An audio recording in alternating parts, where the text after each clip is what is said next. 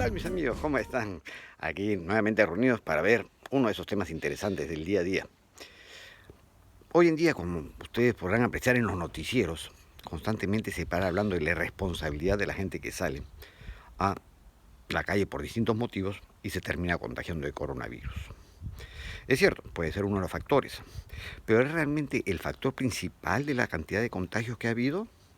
¿Es realmente responsabilidad y culpabilidad de los que salen por uno u otro motivo, sea responsable o irresponsablemente a la calle? Porque algunos necesitan trabajar.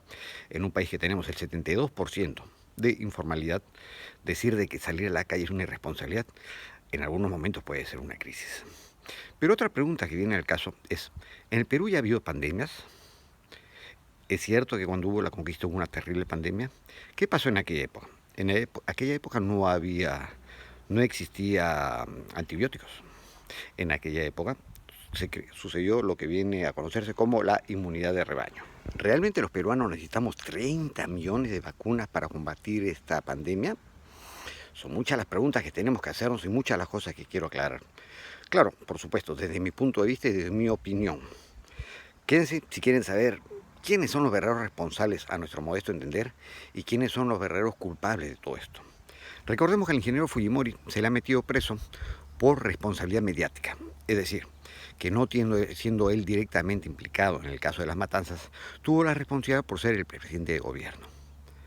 En este caso a Vizcarra también se le podría aplicar lo mismo. Si se llega a descubrir que realmente la mayoría o una gran cantidad de muertos fue por ineficiencia, inoperancia y por haberse rodeado de unos ministros mediocres, ¿es realmente responsabilidad de Vizcarra? Quédate y vamos a verlo juntos.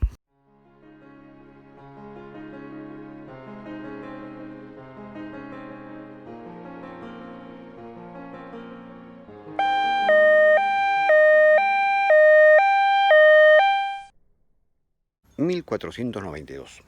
Los españoles llegan a América, descubren un nuevo continente. Comienza una migración masiva de personas que terminada la recuperación de España se quedaron sin trabajo, prácticamente sin guerras, y de eso vivían, y comenzaron a emigrar a América con el afán de enriquecerse. Ojo, algo que siempre nos cambia la historia, que no, qué abusivo, vinieron a llevárselo, pero esa fue la misión de ellos. Es como cuando los migrantes peruanos nos vamos al extranjero a trabajar para mandar dinero a nuestro país. Algo similar ocurrió en 1400, a partir de 1492 con el descubrimiento de América. Pero ya los españoles a América, sin querer o inconscientemente, también trajeron enfermedades. Enfermedades que los nativos de América Latina no habían tenido. Es decir, trajeron, por ejemplo, la sarampión, la varicela, una serie de enfermedades que los nativos no tenían inmunidad frente a ella. Al comenzar a desarrollarse estas enfermedades, el problema fue grande. Esta pandemia se fue desarrollando y poco a poco fue matando mucha gente. Muchos nativos comenzaron a morir, a tal punto que el padre de Huascarí Atahualpa, Huayna Cápac, también aparentemente murió de viruela. Pero ¿cómo se solucionó el problema en aquella época?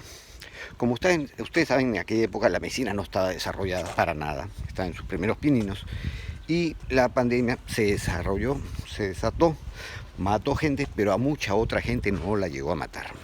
Entre los que no llegaron a morir, pues evidentemente quedó la población que tenemos hoy en día, pero muchos murieron. Hasta que poco a poco los nativos fueron desarrollando anticuerpos contra estas enfermedades y lograron sobrevivir. Esto es lo que se conoce como la inmunidad de rebaño. Es decir, después de desarrollada la enfermedad y que poco a poco la gente fue creando sus propias, porque el cuerpo humano es muy sabio. Ante la invasión de un virus o una bacteria, comienza a desarrollar los anticuerpos. En algunos casos no están esos cuerpos, están debilitados de una u otra manera y esas personas lamentablemente terminan muriendo. Pero muchos otros logran crear los anticuerpos necesarios y sobrevivir. Esa digamos que fue la primera pandemia. Algunos hablan de que fue muy numerosa, fue incluso mayor causante de muertes que la misma conquista.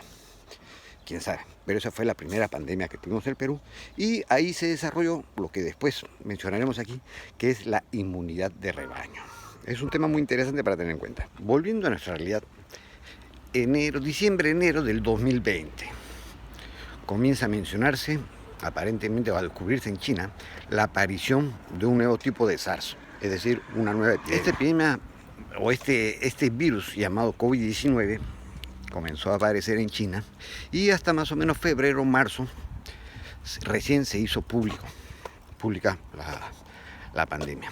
Algo que nos demuestra que qué tan importante es la libertad es que los primeros médicos chinos que salieron a advertir que había una pandemia fueron apresados, silenciados, apresados. Esa es la intolerancia de un régimen, por ejemplo, totalitario, como es el caso de China, porque muchos a China la miran con gran admiración por sus avances económicos, metida dentro del sistema capitalista, pero no ven, por ejemplo, la persecución de cristianos o la persecución de disidentes. Pero bueno, comienza a surgir el mal. En Perú, como en el mundo entero, se advierte y deben comenzar a tomarse las primeras previsiones. En el arte de la guerra de Sun Tzu siempre se habla que para saber combatir a un enemigo tienes que identificarlo. Sabíamos que iba a venir y que en cualquier momento iba a llegar al Perú el COVID-19. Muy bien. ¿Dónde fue el primer y craso error del gobierno? Fue al elegir el tipo de detector o el tipo de forma de detectar este mal. La responsabilidad de este gobierno viene desde ahí. ¿Por qué? Porque si yo quiero combatir un mal, tengo que estar completamente seguro de quién lo tiene. Porque esa persona va a ser portadora y lo va a poder diseminar. Incluso teniendo en cuenta que existen asintomáticos, es decir, que de forma inconsciente pueden estar transmitiendo el mal sin haber desarrollado ninguno de sus males, peor todavía. Nadie entiende por qué el gobierno optó por traer las pruebas rápidas. Y eso que les estaban ofreciendo las otras, las pruebas serográficas, las pruebas que sí detectaban a tiempo y definían realmente quién estaba y no. Y lo peor de todo es que dentro de las pruebas rápidas trajeron las más baratas, o sea, las de peor calidad. ¿Qué tenía que suceder? Lo que realmente sucedió. Estas pruebas uno tiene que tener por lo menos 7 días el virus dentro para poder recién ser detectado. Entonces, ¿qué significa? Que 6 días antes esta persona puede hacerse la prueba y va a salir que no es portador del virus. Y va a comenzar a diseminarlo durante 6 días. Imagínense la cantidad de gente que vemos durante 6 días, desde que vamos al mercado, tomamos el VAS, tomamos etcétera. Se comenzó a diseminar. ¿La responsabilidad fue de las personas que salían a la calle? No sé, yo tengo mis dudas. Yo creo sinceramente que la responsabilidad fue de quien decidió traer las pruebas rápidas en vez de traer las pruebas que realmente detectaban el mal. Para presentarle una forma que hasta el más inexperto o poco hábil pueda descubrir lo que realmente sucedió. Por ejemplo, si nosotros tenemos una avícola en que tenemos un montón de pollos y nos vienen a advertir, mire, ¿sabe qué? El vecino que tiene sus pollos han descubierto un pollo con alguna enfermedad de ellos, ¿no? Con moquillo, por ejemplo. Muy bien. ¿Qué es lo que tú haces en tu avícola? Lo primero que tienes que hacer es estar atento y detectar qué pollos tienen moquillo para alejarlos. Porque si yo agarro y digo, no, ¿sabes qué? De lejos nomás voy a ver quién tiene moquillo. Va a haber uno por ahí que va a comenzar a esparcir, y va a llegar un momento en que esta situación es incontrolable.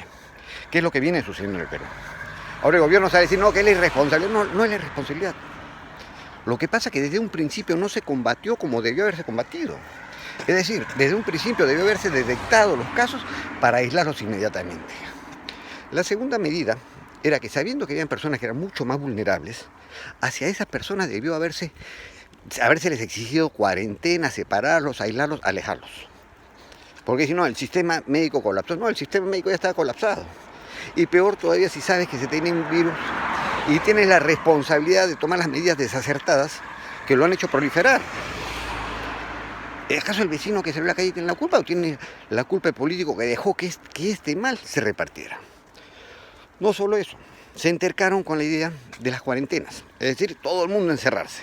Dentro de esta cuarentena fue graciosa, porque la ideologización de este ministro inepto, de esas personas inadecuadas, porque no se buscaron técnicos realmente. Si yo tuviera la responsabilidad, lo primero que busco a los más técnicos, no me importa de qué partido sean. Pero en este caso no, se mantuvo la ideología por encima de los temas, digamos, científicos. Se decidió que hombres y mujeres salieran por separado. Eso es para recordarlo y reírnos. Como que si el virus diferenciara. Como que si fuera una enfermedad, no sé, a los ovarios o a los testículos. Qué medida más absurda, propia de gente ideologizada de izquierda. Tal vez pensarían pues que la ideología de género era una forma de curar. Muy mal. Pero bueno, ahora ¿qué nos queda? Ya estamos, por cada millón de habitantes somos el primer lugar de muertos. Entonces, ¿Qué responsabilidad hay? Vamos a ver la que salga de gobierno y si gente realmente objetiva viene a analizar el caso, estoy más que seguro que va a encontrar responsabilidad. Pero bueno, ahora ¿qué nos queda? Teniendo en cuenta que somos el país que más muertos tiene por millón de habitantes y que esto se ha descontrolado, porque ya está descontrolado, lo único que nos queda es pues la inmunidad de rebaño.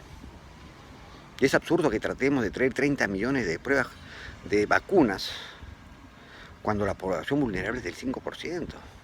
¿A quién van a vacunar?